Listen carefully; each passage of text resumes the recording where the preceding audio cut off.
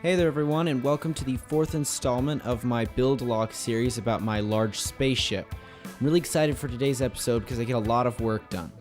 I start things off by finishing out the white section I began in the end of my last video. This means putting down a bunch of those 1x2 curved slopes as well as bringing up the light bluish gray section. I also needed to integrate some of the clips that hold up the angled sides to this whole section into the gray.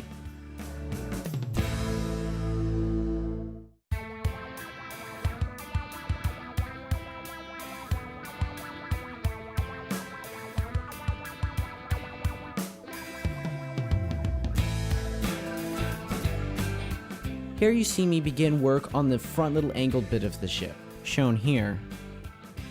I wasn't overly satisfied with how I had it previously with the wedge plates. I still want to use wedge plates, I just need to change up the orientation, because in the previous method, you could kind of see the inner workings, the things that were holding them on to the quote-unquote wing.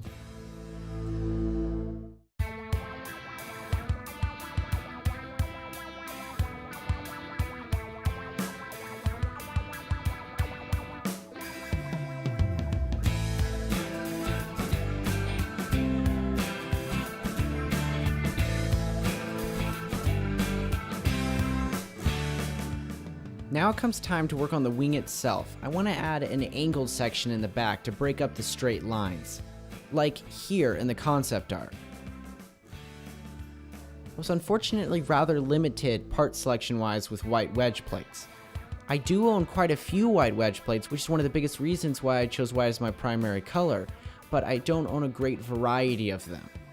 It would have been much easier had I used light bluish gray or something like that.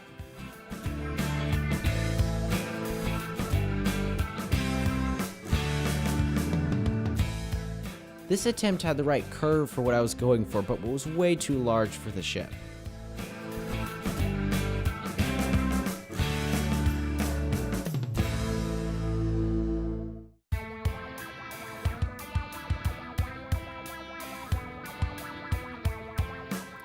Here I thought that maybe if I included a few curved slopes on the end cap, I could help smooth it out. Unfortunately, this didn't work due to the difference of height.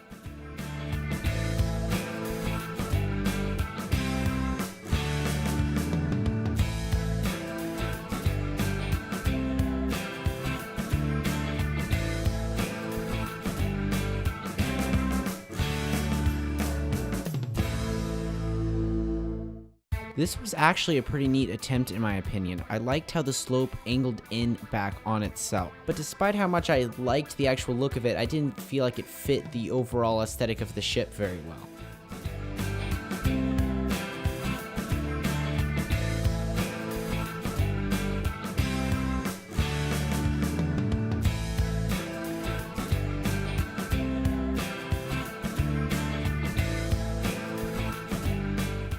Finally, a workable design. This is the early stage of the wing I actually end up using. It has the cleanest slope, it's sized appropriately, it fits what I was going for. And there, the first full look at the wing.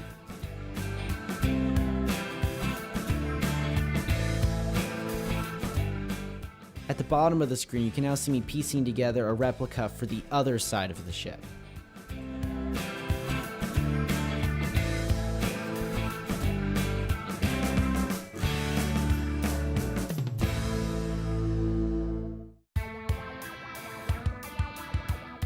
I now flipped this ship upside down and worked to clean up the bit of the underside of the wing that extends over the light gray area. This part of the ship doesn't have to be picture perfect, but I would like it to look, at least neat and concise if ever seen. I add another set of the light bluish gray clips to the underside of the white wing area. This is to help keep the angled section tightly secured up against the curved slopes. I hope to take this out later because I wanted to keep all the clips confined to just the light gray area where they could kind of blend in. A bit of a jump in progress there. These are the beginnings of some intakes for the engines. I'm really excited for them. I think they add a lot to the ship. I'm not sure how I'm going to do the inside grille plating, so if anybody has any suggestions on that, comment below. And here we have the ship in full. I love how it looks.